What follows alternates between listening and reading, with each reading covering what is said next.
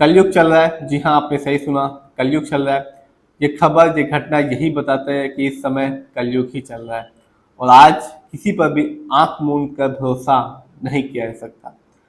एक घटना है जहां पर एक 14 साल की पीड़िता लड़की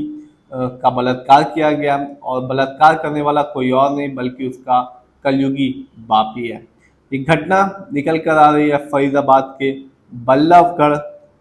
जगह से, जहां पर रिश्ते को तार तार कर देने वाली घटना सामने आई है। एक कलयुगी बाप अपनी ही 14 साल की बेटी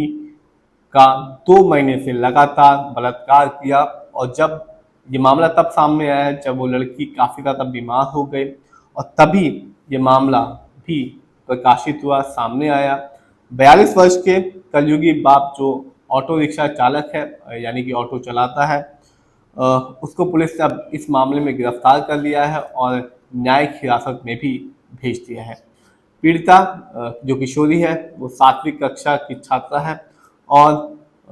ये बताया जा रहा है कि जो उसका पिता था, यानी कि जो आरोपी है, उसको शराब की लत थी और इसी की वजह से उसके घर में, यानी कि पीड़िता के घर में आए दिन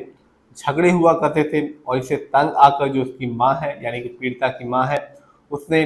घर छोड़ दिया था। अपने 6 बच्चों में से 2 बच्चों को लेकर वो घर से चली गई थी अपने बहन के यहाँ और 4 बच्चे, यानी कि जो पीड़िता है और 3 भाई बहन और वो अपने ही पिता के साथ वहाँ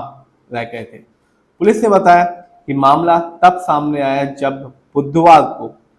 वो लड़की, यानी कि पीड़िता, काफ़ी ज़्यादा बीमार हो गई और बीमार पड़ने पर वो एक पड़ोस की एक बुजुर्ग महिला के पास इलाज के लिए गई थी, तभी ये मामला सामने आया। पुलिस ने बताया कि लड़की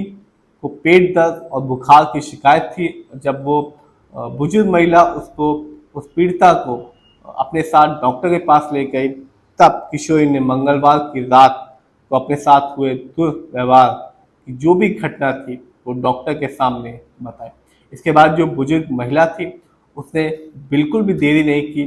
पुलिस को इन्फॉर्म किया और पुलिस ने भी बिल्कुल देरी नहीं की, अपनी एक जो टीम थी उसको पीड़िता के घर में भेजा और काउंसलिंग के दौरान उस पीड़ित लड़की ने ये बताया कि उसके पिता लगभग हर रात नशे में घर आते हैं और पिछले लगातार 2 महीने से वो उसका बलात्कार भी कर रहे हैं। अब इस मामले में पुलिस ने बताया कि वो जो ऑटो रिक्शा चालक है, यानी कि पीड़िता का जो बाप है, वो अपने पत्नी के घर छोड़ देने से काफ़ी ज़्यादा नाराज था, जिसकी वजह से ही उसने अपनी सबसे बड़ी बेटी को निशाना बनाया। पीड़िता ये सब तब तक चुपचाप सहती रही जब तक वो काफ़ी ज़्यादा बीमार नहीं हो गए और इसके बाद ही ये मामला सामने भी आया। अब इस मामले में जो पुलिस है उसने पॉस्को एक्ट के तहत उस व्यक्ति को गिरफ्तार कर लिया है और न्यायिक हिरासत में भी भेज दिया है। तो एक कह सकते हैं कि चौंका देने वाला मामला था। किसी पे भी भरोसा नहीं किया जा सकता, ये कलयुग चल रहा है और ये मामला यही बताता है कि आजकल किसी पर भी आंख मूंद के भरोसा नहीं किया जा सकता और जो रिश्ते का खून, कह सकते हैं कि जो रिश्ते को तोड़ते हैं वो दूर के लोग नहीं होते हैं, आसपास के ही परिवार के मेंबर के ही होते हैं जो ऐसी घटनाओं को ज़्यादा अंजाम देते हैं।